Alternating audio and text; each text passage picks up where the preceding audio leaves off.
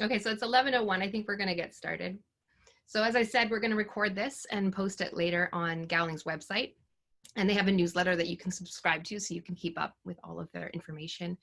Again, thank you so much to everyone who submitted questions. We had such a wide range of questions and really, really thoughtful questions. And we may not get to everyone's question today, but we'll be sending out a follow-up as well that will address some of the questions that we didn't get to. And also, if you look in your Zoom, there's a Q&A feature. So if you have any questions as we go along, you can type it in there. And if we don't get to them today, we can address those later in the follow-up. So I'm going to introduce my esteemed panel. We have Susan Abramovitch, the partner and head of entertainment and sports law at Gowling WLG, and Catherine Jones, executive director of Connect Music Licensing. And I'm Miranda Mulholland, and I'm an artist and artist advocate. So I'm going to turn over to Susan to do a little bit of legal housekeeping.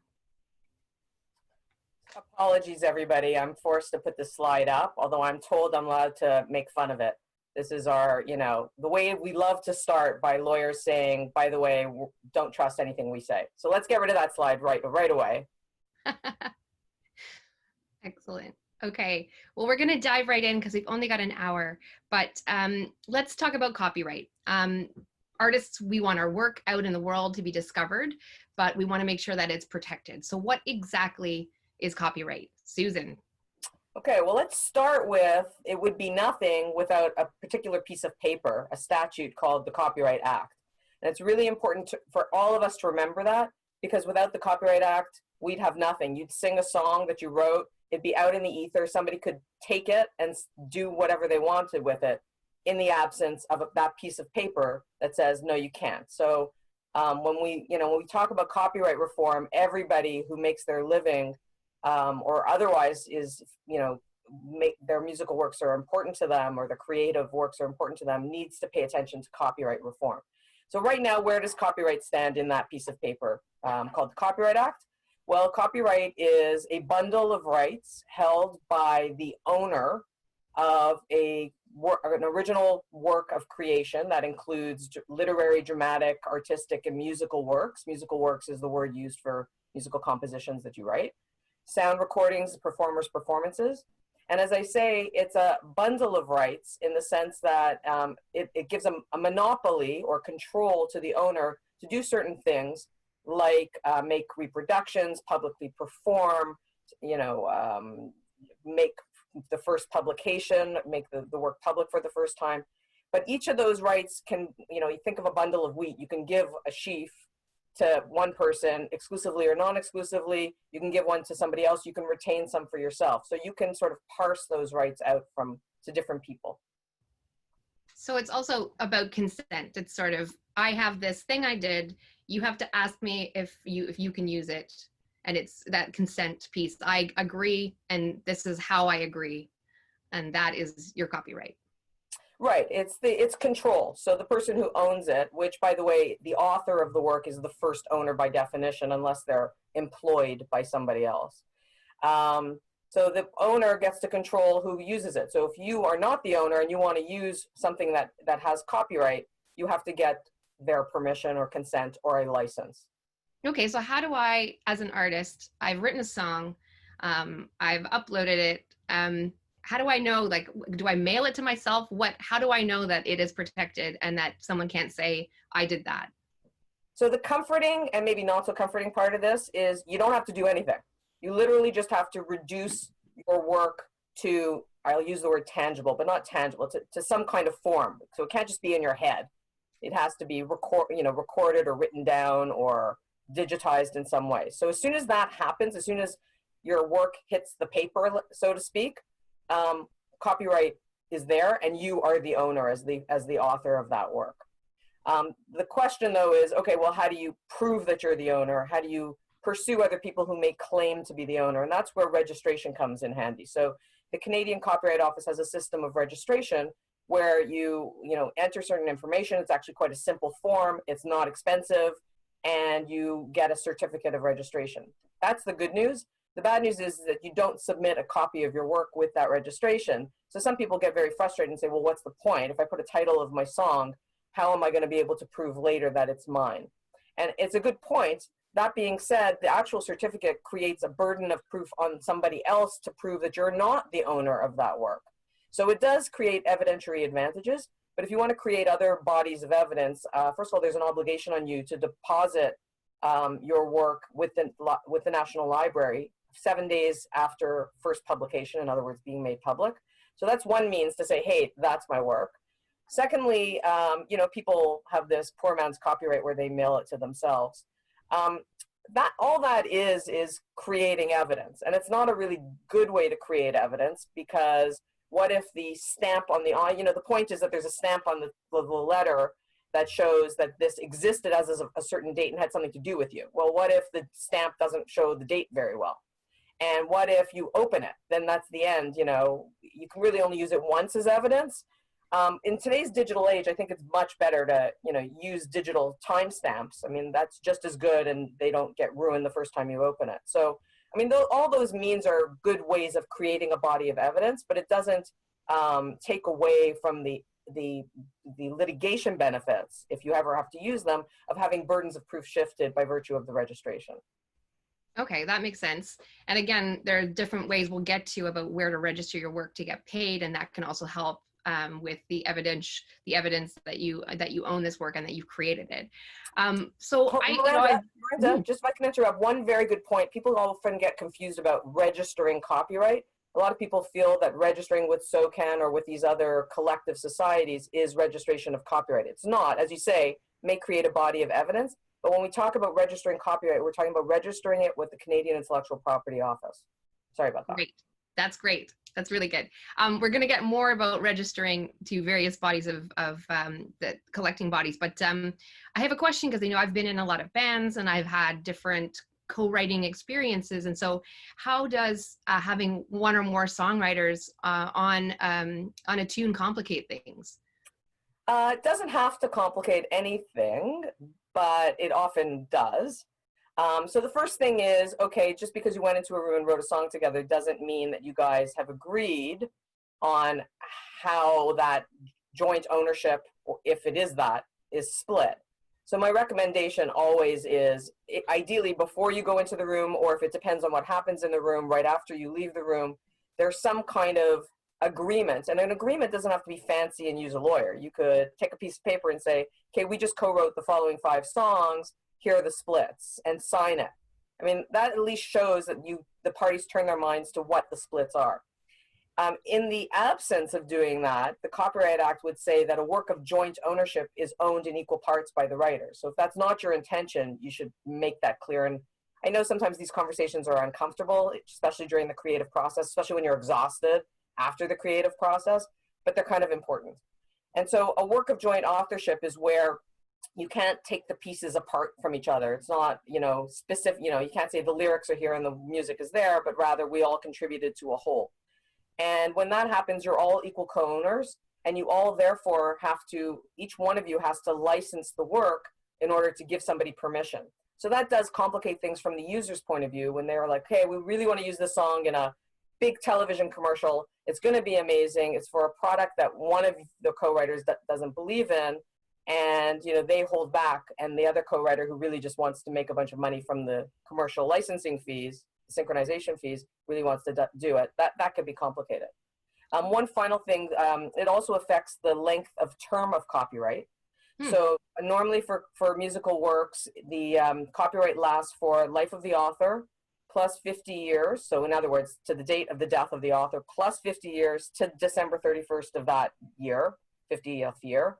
But in a work of joint authorship, it probably is good for the owners, because the 50 years is measured from the death of the last to die of the joint authors. Oh. So it could extend copyright just in case one of us dies early. Wow. Okay, this is good to know. I didn't know that. So one of the things that I think I'm taking away from here, and it's certainly been in my personal experience, is, again, to your point, it's very awkward to have these conversations, but it saves so much time in the long run, and it's way more awkward to go back after years down the line and say, hey, I did that. that was my bridge or whatever. It's not you can't take the bridge out and go put it in another song. So no, I think that's really important, and having those conversations with your bandmates. And sometimes it can be something, I think, where you can go in even before the creative process and get it out of the way and say, you know, if this, then this, and then, and again, like you said, you don't need lawyers, sorry, but you can do a very kind of brief write-up. So we're going to get into some royalty stuff right now, because I think all of musicians are trying to figure out how to make the most of their intellectual property right now, and that they're signed up everywhere they need to be. And so when I have a royalty question, I go right to Catherine. Sorry, Catherine. But she's going to lead us through the Gordian knot that is royalties. So you take it away. Sure. Yeah, the royalty side of it is super complicated. And in Canada, we make it even more complicated by having numerous societies that manage all these different rights. As Susan mentioned, you know, there's this bundle of rights, and some rights are collectively managed and some are licensed or managed by the owner. But it's important to remember that in a song, there's actually two copyrights that exist. One is for the composition, or the written song, the lyrics and the music, etc. And that's totally separate from the actual sound recording itself, or the master. So if you split those out, they're two halves of a whole, but they follow a very similar stream. And when something happens on one side, it happens on the other side as well. So if you own both pieces, you've got this nice little world where you can control everything. But some of the rights you have to assign to somebody else to collectively manage for you. So for example, there's exclusive rights and non-exclusive rights. Exclusive rights would be the rights the maker licenses out, so the owner of the sound recording or the owner of the song. And then the exclusive right is the right of reproduction. And when you think of reproduction, that's normally for a sale or a download. It kind of goes back to the old days on the publishing side of a mechanical reproduction, where they actually physically reproduced vinyl or actually the drums for the pianos. So I can get into the weeds even further on this. I've got a handy little guide that I'm going to be sending out to everybody. Yeah, this guide is amazing, and I think everybody is going to be very interested in seeing it. I just want to get like really specific for 1 second. Sure. So just show me. This is my CD. I made it. Yeah. What am I? So I am a maker. So you are a maker. You are also a performer, because there's performance rights. Okay. That go directly to performers outside of the maker. You are a composer, and you are a publisher. So you wear all those 4 different hats. So you can control all those 4 rights that are attached to each of those. Right. So I need to make sure that I'm signed up everywhere that I need to be. Right. So public performance, when you ask an artist, are you signed up for public performance rights? They say, yes, and with SOCAN. And you say, great, but there's actually public performance for your recordings as well. And that's collected in Canada by Resound. So that's one of the collective management organizations in Canada. So that was established in 1997. So some older acts may not even know that that exists. And that's kind of the equivalent of Sound Exchange in the US. And then through Resound, they have member organizations that manage the performers' rights. So Actirax, MROC, Artisti in Quebec manage that piece. And then on the maker side, it's the individual labels or through Connect. So we manage that as well. Then public performance on the publishing side is through SOCAN. Right? Now reproduction is managed by Connect as a collective management, another collective management organization. And we blanket license things like commercial radio and background music suppliers, non-commercial radio as well. Then I should have had this written in a chart because it gets so confusing. The CMRRA and also SOCAN has a division that handles reproduction for publishing. And then on the, I already talked about performance tonight, SOCAN and Resound, and then Connect and SOPROC in Quebec. And I think that's everything. Well, the handy thing is that you have this amazing chart that's almost done and will be sent out to everybody who's on this webinar, because it's a perfect roadmap of if this, then this, and this is where you go. And then over here, So I think that'll be really helpful. I learned a lot just looking at it, and I feel like we're just sort of tantalizing everyone with this chart that we will be showing at some point. But one of the things that I learned a lot about was where the master recording and composition and reproduction gets paid out with commercial radio, with Sirius XM, background music, DJ sets, Spotify, Facebook, Instagram, and YouTube. And I think that will be really revealing as to where people can get paid and where they can't get paid. Right. Yeah, it's important to know where all your sources of revenue are and then how you collect them. Yeah, absolutely.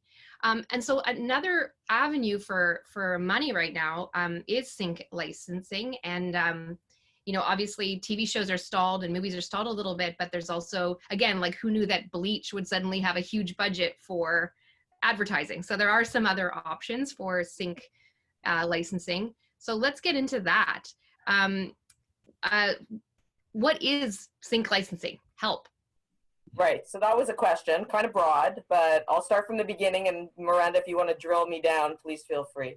Okay. So sync stands for synchronization. And basically, sync licensing is the permission that you give as the owner of either a sound recording or a musical composition. So just like Catherine said, there are two different rights there. And so on both sides, to synchronize the sound recording or the musical composition with moving image. So whenever a producer of a TV show or a movie, uses a song in a film or a TV show, they need to go get a sync license. If it's a re-record or they do their own recording or the characters in the show sing the song themselves, then they just need to get a sync license on the publishing side. In other words, for the musical composition. But if the TV show actually uses a master, regardless of whose master, whether it's the original or it's your version of Chris Isaak's song, Miranda, whoever owns that master that's being synced, the version that they're using, they need to get a sync license. Also video gaming and other uses, any audio visual use of music, sound recordings, and musical composition. So that's what a sync license is. Nobody can do that without permission, except for there's a small user-generated content exception in the Copyright Act in the last round of reform, where to my knowledge, it hasn't been tested in court yet, but it's for non-commercial use. So typically for our audience here, that would not apply because people here would be doing it for commercial use, whether they're making money from it or not. That's more for, bar mitzvah video slideshows that, I posted of my son's bar mitzvah, I think probably would fall into that category. So you have to, anytime you want to pair audiovisual content with sound recording and or musical composition, you need to get a sync license. How do you do that? You got to find out who the owner is and you got to go to them and negotiate a deal. There is no collective. Possibly SOCAN, SODRAC may still do that. I'm not sure, because SODRAC, which was acquired by SOCAN, used to do some of this for some of its membership. But typically, the general rule is there's no collective that does it for you. So you have to go to the owner and say, hi, I'm doing an indie film. I have no money, but I want to use this humongous song in my film. Will you give me the rights? And when people come, the audience is probably more owners than users in this instance, but it may be the case that they're users as well. And so when you go and you ask for a sync license or permission for a sync license, the best approach is, especially if it's a big song that probably is going to cost a lot of money, is to parse the rights. Just like I said, you could parse the rights in copyright. Just because you need a sync license doesn't mean it has to be for the world in perpetuity for all media, right? That would be a very expensive license. If all you want it for initially is to put it in your film so that you can show it at Hot Docs or at TIFF, then you can just say, I just need it for this short window of time, just for this film festival use. And typically, licensors will be very sensitive to the fact that you're just trying to get your film in a film festival. They won't charge you a lot. The trick there, though, is, okay, fine, so you have your really cheap license just so that you can do it right and put it in a film festival. But then at the film festival, a big distributor is going to discover you, and then, the film's all of a sudden going to blow up. You don't want to be stuck negotiating the extension of that sync license then. So a great idea then is to, at the beginning say, well, I just want to license it for film festival, but give me an option to broaden the rights to Canada, to the world, to a longer term, to more platforms to use it on. And that way you have all the prices set out in the original license. You don't have to pay them until you exercise the option. So there's some sync 101.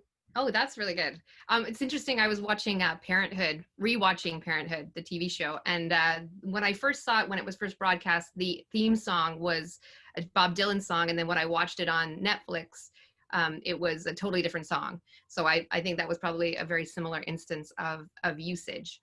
Okay, so then I have a covers question for you because, this is a two-parter. Number one, I want to record a cover song. Okay, I already did, but we'll pretend that I didn't. So my band's gonna record Chris Isaak's Wicked Game, and I want to put it on an album. A, what do I do? And then my B question will be, can I pitch that to music supervisors, knowing that I don't have Chris Isaak on the line. I can't get his permission. So A, B. Okay, A, you did a cover, you're recording it and you're putting it on your album. I mean, technically, even just recording it probably requires permission before you even put it out into the marketplace. I don't know anybody who clears the right, unless they want to make sure that before they spend money on recording, they'll have the right to distribute it. That's a very important point.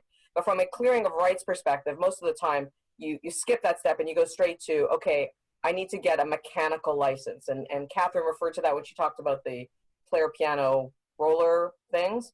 That's where that term comes from. So you need the right to reproduce that musical composition on records that you're going to sell or authorize somebody else to sell for you. And when I say records, I mean digital, I mean any format.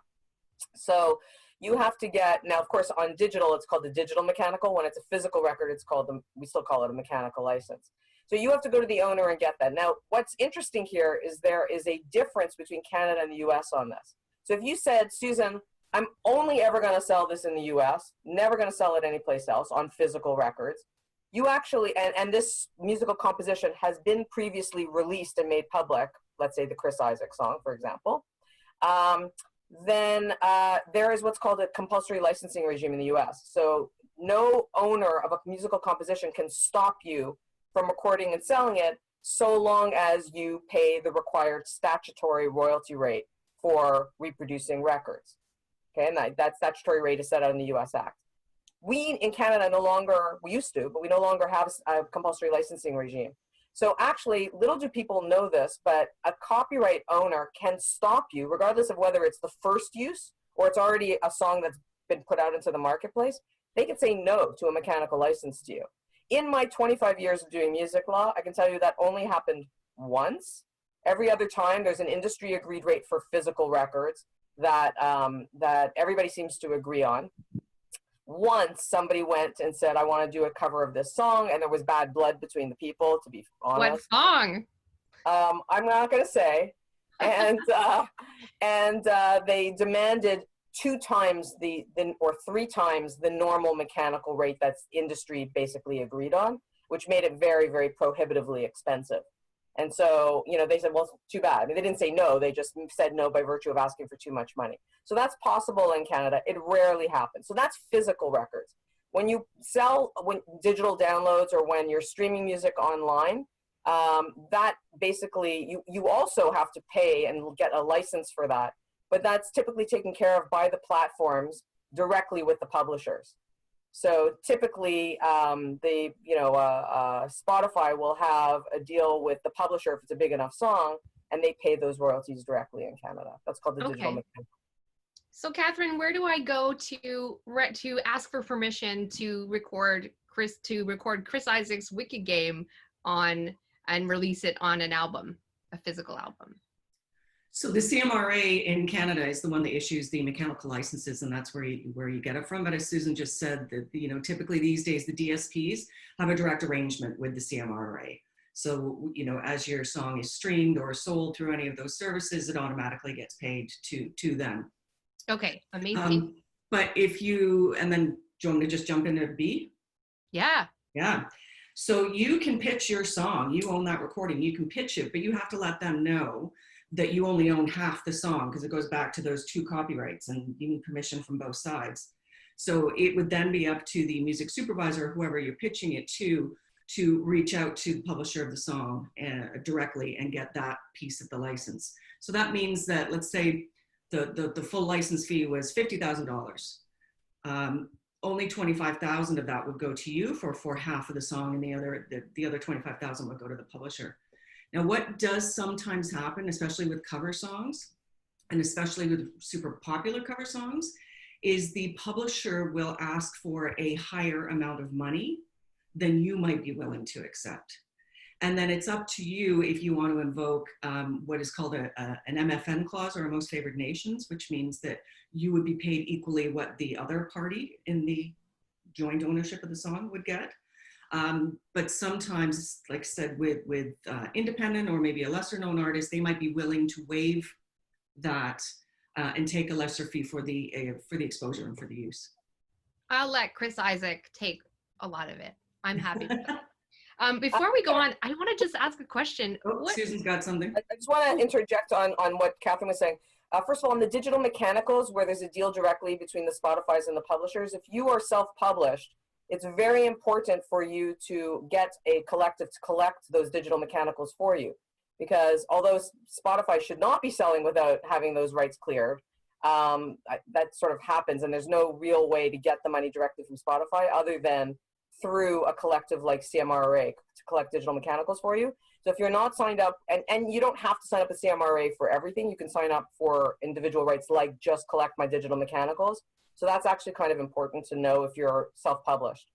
The other thing about pitching to music supervisors, if you sent them your recording of Chris Isaak, they'll know. I mean, you should say it, but I mean, they're sophisticated, so they'll know that you're not offering both parts. It would never be assumed that you pre-cleared so that you could do a deal for Chris Isaac's sync license. So you're pretty safe on that front. And again, you're supposed to have cleared with Chris Isaak or his publisher the right to make that recording, but nobody really complains about that until it's made commercial.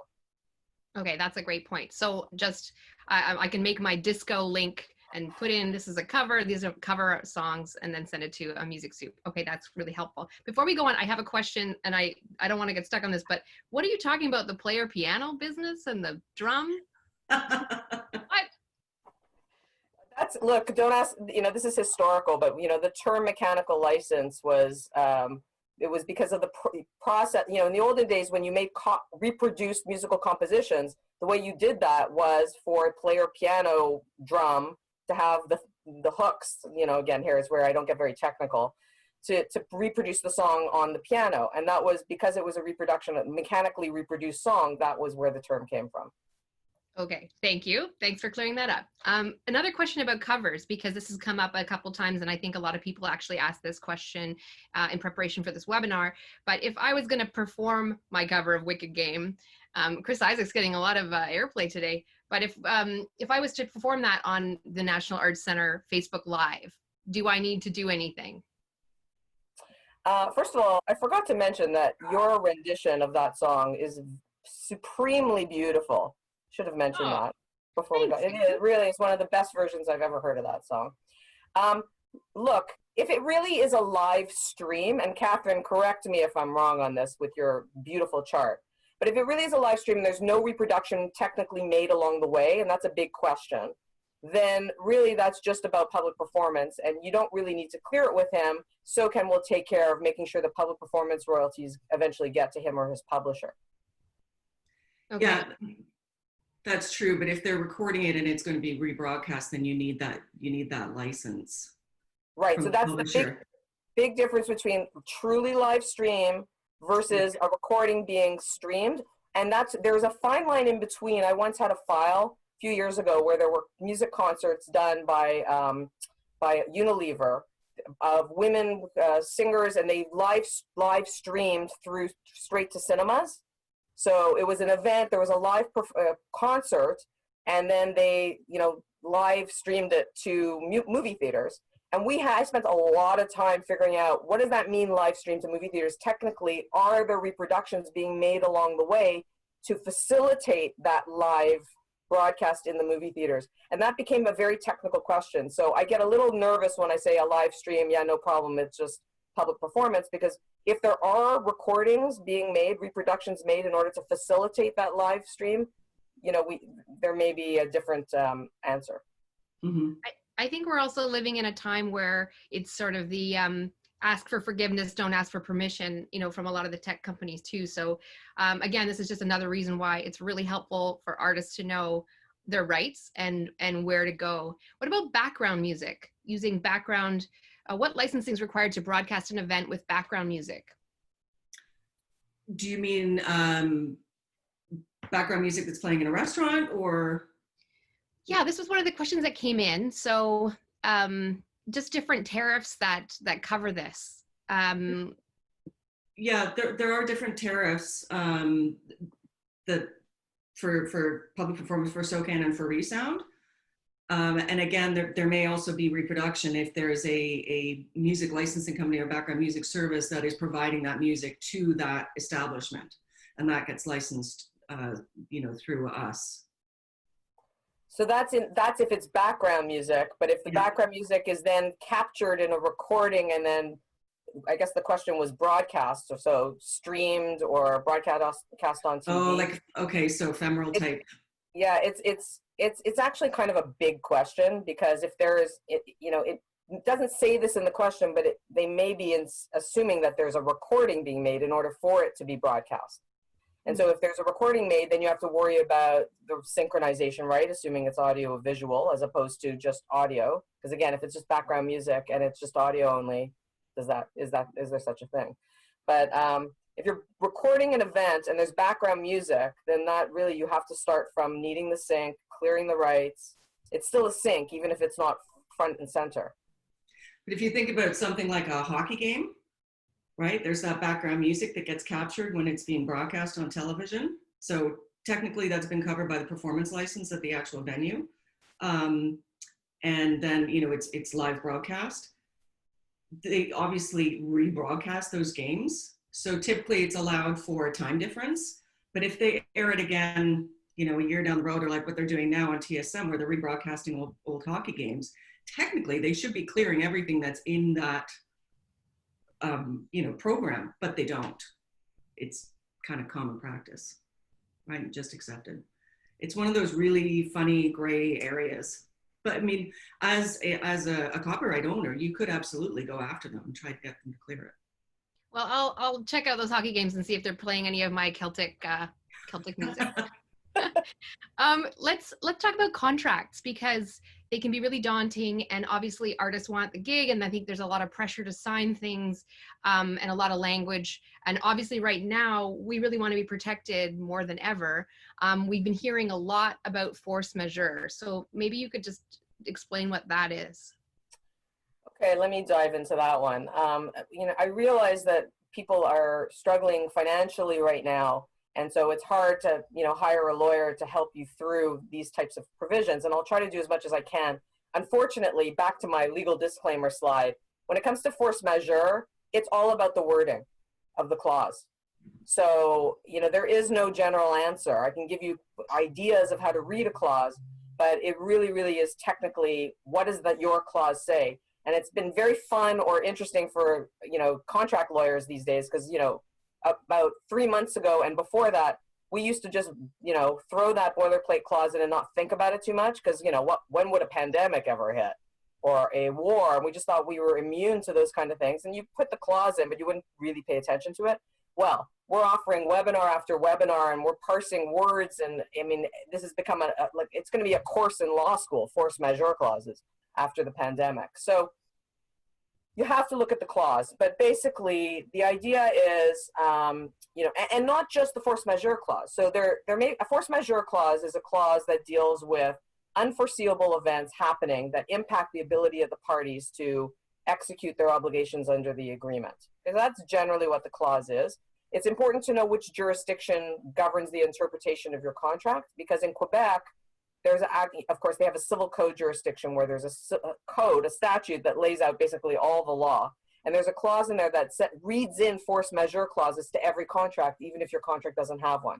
In the rest of Canada, that's not the case. If you don't have a clause, you don't benefit from a force majeure argument. So that's number one. So number two, you need to look at, and as an aside, there may be other clauses other than force majeure clause that you can draw on, or the other party can draw on the other hand. So there may be rights of termination in certain events. There may be excusable conditions. There may be right to delay or suspend an agreement.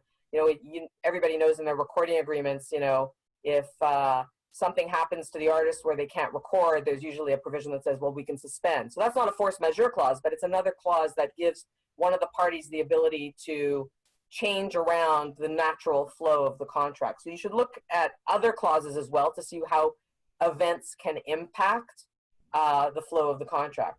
The force majeure clause, the first thing is you have to figure out if this event, this pandemic, triggers the clause. So what does the clause say? Does it say in the event of a pandemic, or does it say in the event of an act of God or force majeure? Well, those don't have defined meanings. Those are defined by courts and interpreting contracts. So if the word pandemic or government shutdown, because that's happened here, live venues cannot be open right now, so that would be another thing. If it says government, mandated or legislation that requires this to become impossible, so you have to look at whether this situation actually fits the wording. The second thing is it truly impossible to perform? So a lot of these clauses say, well, if an act of God or a pandemic or something happens, it makes the performance of the contract impossible. So then what does that mean, impossible? If it's way more expensive to do it, but it's still possible, is that impossible? Probably not. So that's another thing that you have to look at in terms of the wording of the contract. And then finally, is the force majeure foreseeable or not? If, again, if the word pandemic is in there, or COVID-19, as I like to put in specifically in my clauses now, isn't there, the whole point of the force majeure clause is that these events were not foreseeable, and therefore people should be excused from their obligations. Well, if I enter into a contract today and I say force majeure and I don't talk about COVID specifically, COVID-19 is not unforeseeable right now. We know it's happening and we know it could affect everything for a long time. So those are kind of the principles of clauses that you may be interpreting in the past. You, of course, can now draft clauses very specifically to address these lacuna in some contracts. So you want to say pandemic, you want to say COVID-19. Again, if you want to be excused from your obligations. You want to say maybe that it becomes commercially unreasonable to perform your obligations as opposed to impossible. Again, if you're on that side, if you're the one who wants the contract to go on, then if you don't want to put any of these things in. The other thing you have to look at is, okay, what's the remedy? Great, the force majeure clause is triggered, we decide. So what? Does the contract end? Do you have to return money that's been paid to you because because the contract comes to an end?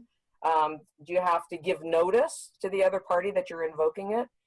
Do the obligations get suspended? Is there a right to terminate after a period of suspension? So there's a lot of different things that can happen as a remedy for the invoking of the force majeure clause. So those are things to look for in your clauses. If you're entering into contracts now, think about it. How do you want to allocate the risk? Would you rather this contract go on if something happens because of COVID or some other act of force majeure? Or would you rather be excused from your obligations? The parties are not aligned, right? Very often parties want different results based on what's going on in the world. One other thing I'll just say, even without a force majeure clause in the non-Quebec jurisdictions, there's a common law concept. That means it's not in a statute and it doesn't have to be in your contract, called frustration, the doctrine of frustration, which is applicable if there's it's very similar to force majeure. If there's an unforeseen situation that makes performance radically different from that which was undertaken by the contract. It's a very high bar, and you have to be careful before you invoke it if it is available, because what the remedy for frustration, if you can prove that it applies, is that the contract basically is ripped up. So if you were paid a deposit for a performance, but now the performance can't go on, and you rip up the contract, you're no longer entitled to that money. It's like you go back to where you were the day before you signed the contract. So those are kind of some basic principles. As you can see, it's a bit complicated and very fact specific. I'm sorry, I'm not trying to sell my services. But on this one, if you do care about the force majeure clause, you probably need legal advice. Yeah, absolutely. I think I'm looking for a remedy for frustration right now as well. Hopefully not over my long, winded version of what force majeure is. Oh, no, that was perfect.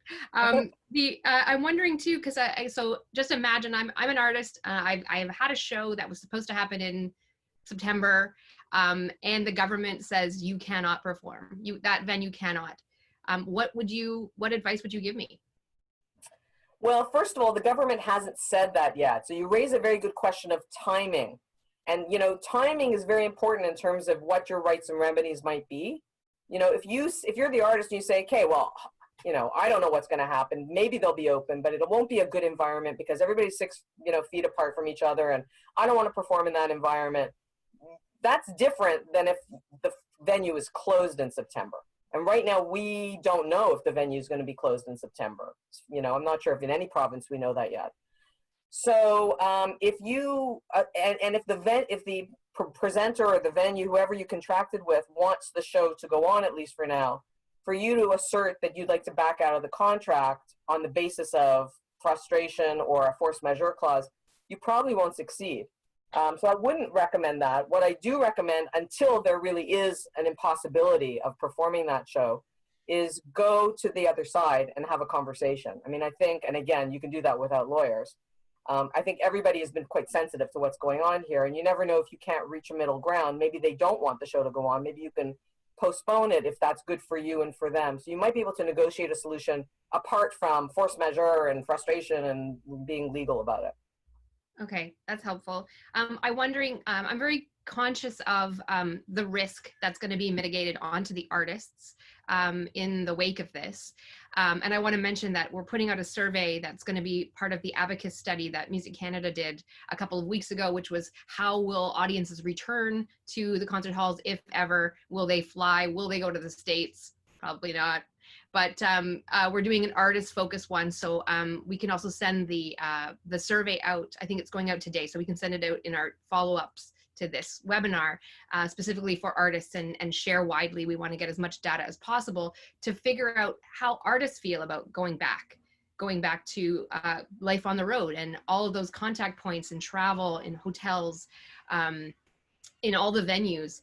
And then I'm wondering about say a COVID rider. I mean, what do we have as rights as artists? Is there anything that we can do to say, until you have these measures in place, we don't feel comfortable going on your stages? And would we have some sort of a measure to invoke that? I think that's a great idea. In contract, pretty much you can put whatever you want in, as long as it's not illegal or something like that.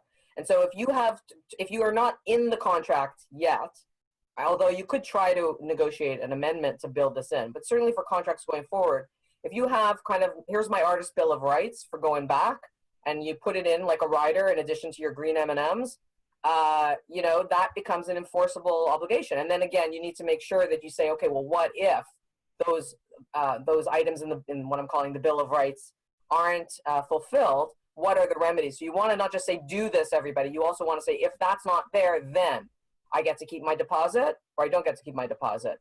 I can back out, I can postpone, like what exactly happens? So you always have to remember in a contract, not just to set out what you want to happen. What lawyers are good at is, okay, and when that doesn't happen, what should happen? And so you need to have the corresponding remedy very specifically set out based on what you're prepared to do. Yeah, that's really great. Both Susan and I are on the board of governors for Massey Roy Thompson Hall, and this has been obviously coming up a lot of our board meetings as we prepare, for audiences who are older at Roy Thompson specifically. Also, for me, I as an artist, I would feel so terrible if there was, an event, if I did a concert and that became as a super spreader event or something like that. So I know this is all kind of very top of mind. More contract stuff. Let's see. Oh, this is a good one. This is about publishing and self-publishing. Right now, I wonder if we could just sort of walk through some publishing options, because is this a good time to sign with a publisher? Maybe looking for some money coming through there, or should we still go the other route, or what are the kind of options about publishing? Maybe we can walk through a couple of those and things that you've seen, and Catherine, if you have any comments on this as well, this is really helpful. So the question was geared towards, is this a good time or a bad time for publishing deals? And I don't think this is either a good time or a bad time any different than any other. This time meaning COVID time.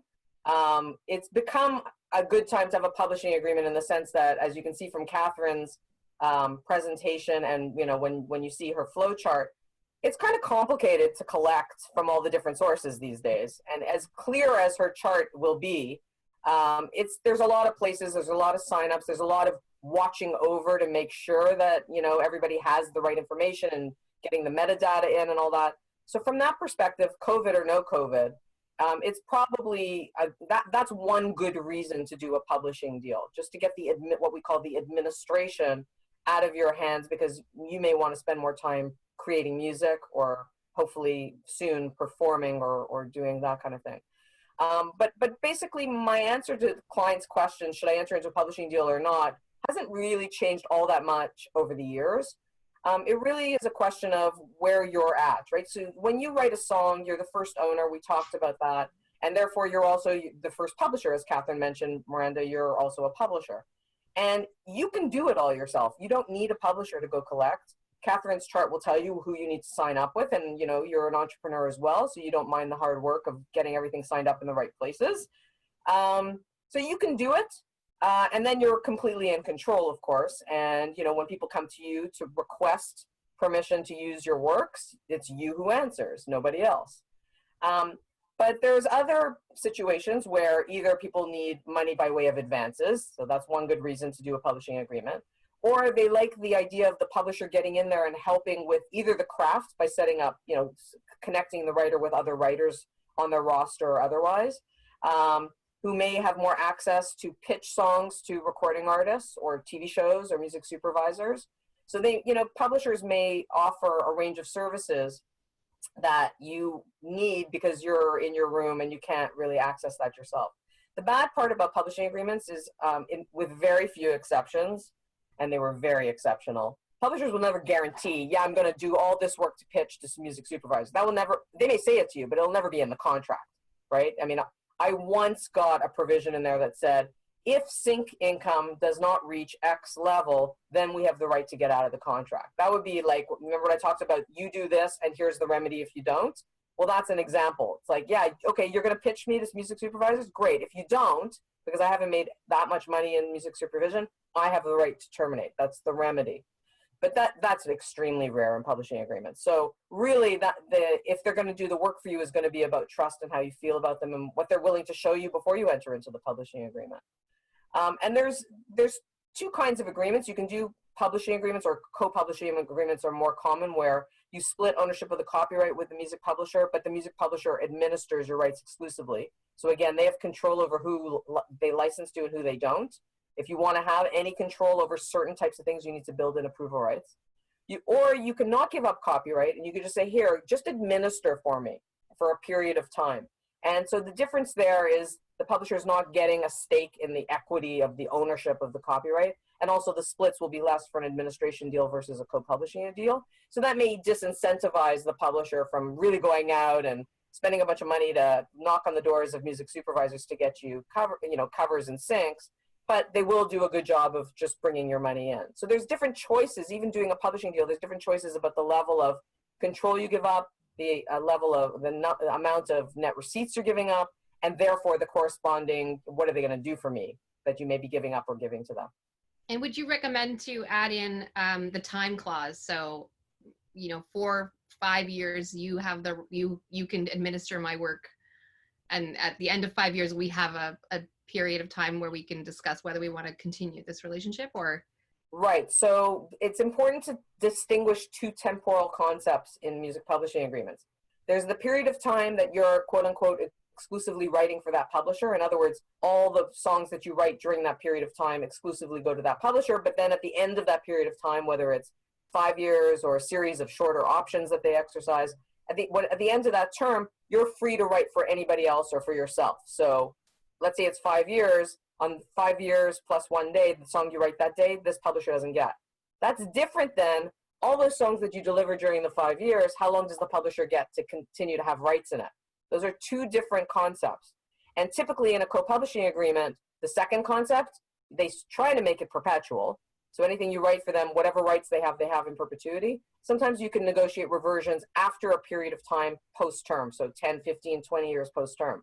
But they will have those rights for a very long time, even though you're now free to write and publish yourself or let some other publisher publish your songs. Okay, that's very helpful too. I had a question that came in, and I'm wondering, Catherine, if you could take this one, and it's just, I mean, again, I think, so In Tandem is now a new conglomerate. Yeah. So as I was mentioning before, it's complicated in Canada by the virtue of having numerous collective management organizations.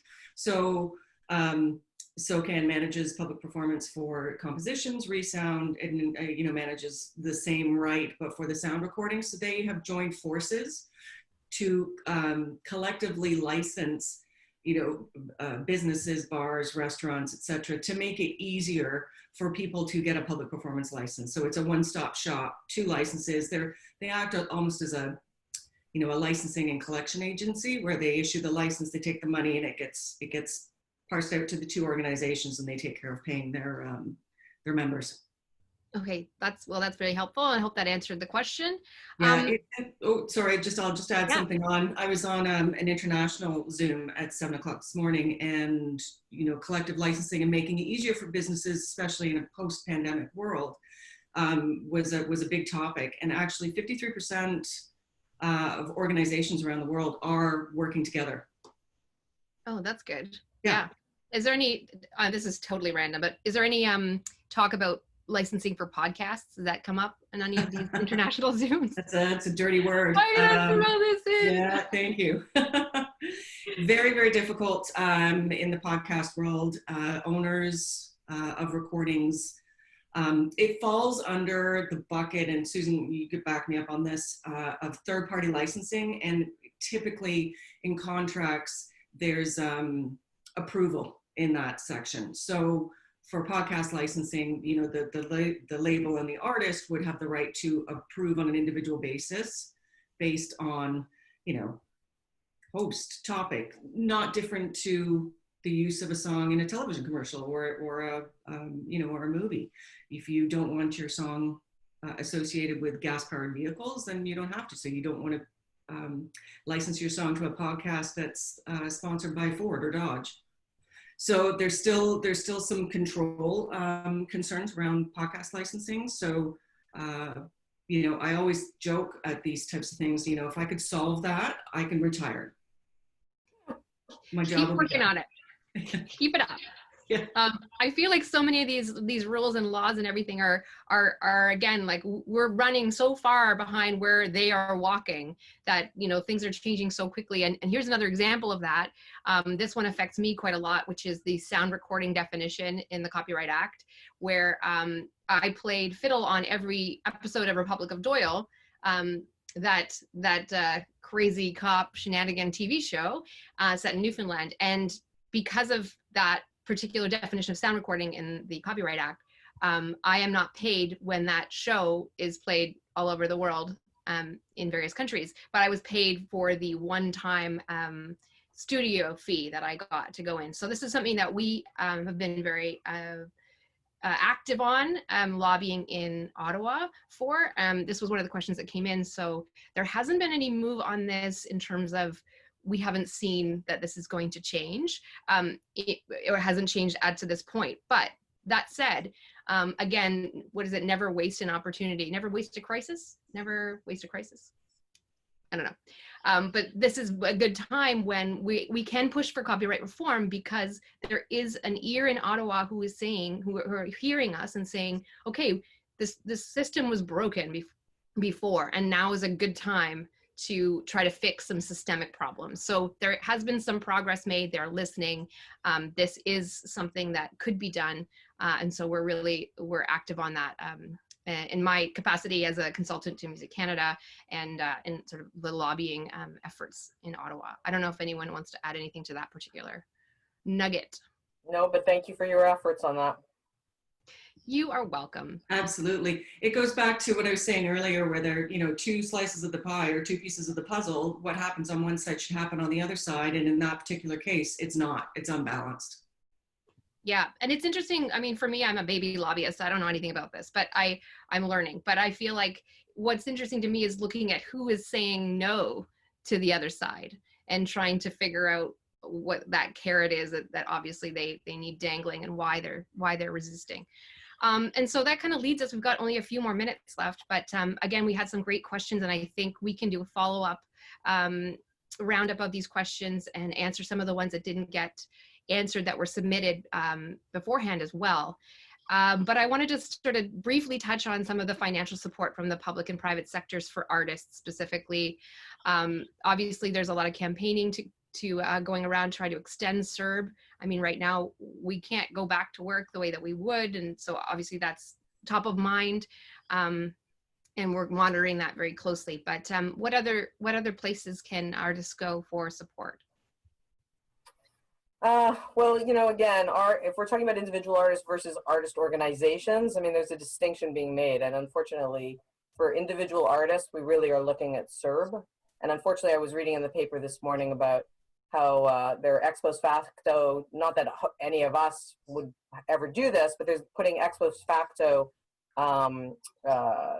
penalties on people who made errors, or they're saying not errors, people who did fraud. So that's going to be interesting. I don't think a lot of defense lawyers and civil liberties heads of CCLAs who I know took issue with being able to put a penalty on something, on behavior that was not penalized on the day that you did it. Anyway, what so does there is. Ex post facto mean? You like that, eh? What does it mean? Like after the fact. Oh, okay. Okay. Thank you. Okay. So there's also all the other general funding, the wage subsidy that maybe some of our audience has been able to access because they have employees. So that's been available and apparently has not been completely subscribed, surprisingly. And there's some loans available.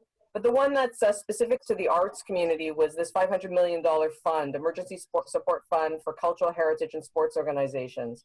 That hasn't been completely fleshed out. It's going to be distributed in 2 phases. Phase 1 has been announced that it'll go through existing departmental programs and agencies that are already distributing money, like through the Canada Music Fund and Canada Council for the Arts. So, and it's only going to people who have already been funded, and they're going to be topped up. So in general, that's what's going on there. If you don't have that funding already, you're probably out of luck on that one. But in phase 2, which has not been fleshed out, there will be additional support probably to organizations, hopefully individual artists who don't already receive funding. So we have to see about that.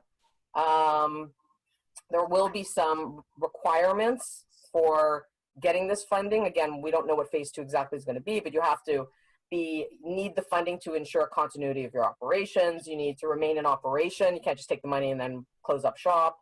You can't be getting money from various sources. All the things that you would expect to avoid, double dipping and fraud, or just, taking too much from other mouths. And then there's also other organizations beyond the federal government and private companies like Spotify announced incentives through its COVID-19 Music Relief Project. It's going to match donations to specific organizations up to $10 million, and they've picked the Unison Benevolent Fund. And then there's other relief funds. I mean, there's probably better sources that you can direct people to, Miranda, but some of them are SOCAN's Encore program for Facebook Live streamed concerts, Unison, Music Together, Opera Artist Emergency Relief Fund. So maybe you have better sources to direct people to find out what's available as of today. Yeah, and this is a good way, a good time to, we'll wrap this up, and thank you so much for your time and expertise. This has been really fascinating. I've learned so much. Catherine, did you want to say something before? I just wanted to add that we, on connectmusic.ca under member resources, there's a list of all those resources that you can access. Fantastic. And sign up for the Gowling newsletter. Oh, thank you, Miranda. You're welcome. And we'll be sending out all of this, and we'll have this whole webinar posted in a few days. But again, I just wanted to myth bust a little bit with Unison, because Unison Benevolent Fund is an amazing organization, and they have a 24/7 mental health hotline that's available for members of the Canadian music industry and their immediate family, and it's free. And as well, they have financial assistance. And one of the things that they've been getting all these great donations, and again, Spotify's been matching, but it's undersubscribed because people, I think, are worried that it will affect affect them being eligible for CERB, which it won't. So if you need it, that's the place and resource to go and get it. So thank you so much, you guys. This has been amazing. And thanks for everybody who sent in questions and for your participation. We really appreciate it. Thanks, everyone. Thank you.